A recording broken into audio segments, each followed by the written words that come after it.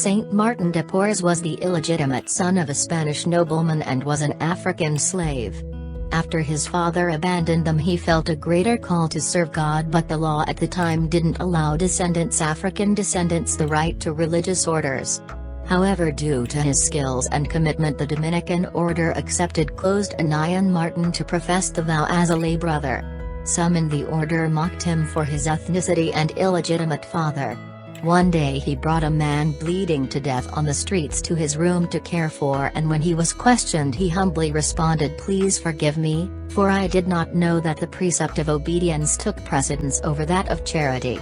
Impressed by his response, he was given permission to care for this sick and the poor in whatever way he thought best.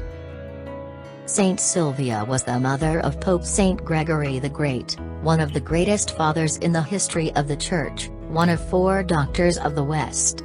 Upon the death of her husband, she gave her children excellent education and devoted herself entirely to religion after converting her house to a chapel. Gregory the Great had a mosaic portrait of his parents executed at the monastery of St. Andrew.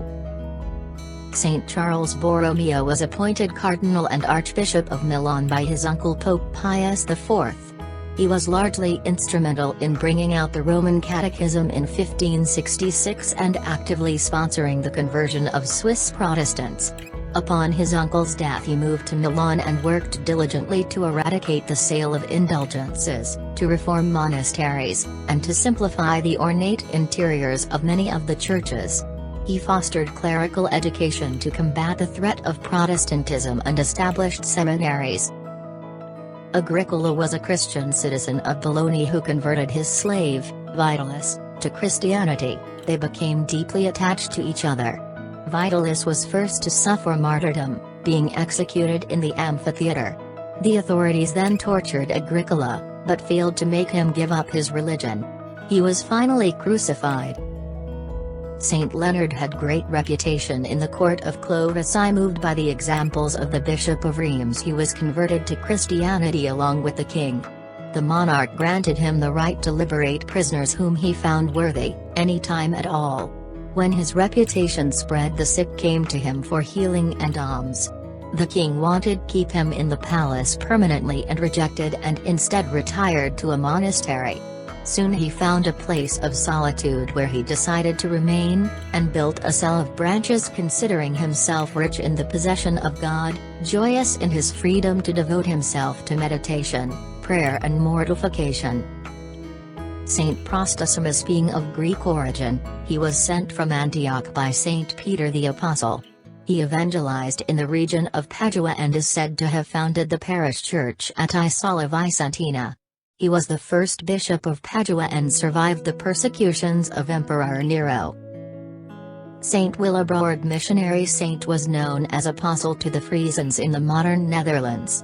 He became the first bishop of Utrecht and died at Echternach, Luxembourg. When his father Saint Wilgils converted to Christianity, he entrusted his son as an oblate to the Abbey of Ripon and withdrew from the world, constructing a small oratory. Willibrord grew up under the influence of Bishop Wilfrid and later he joined the Benedictines.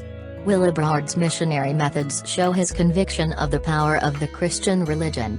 In Denmark he bought 30 slave boys whom he educated as Christians.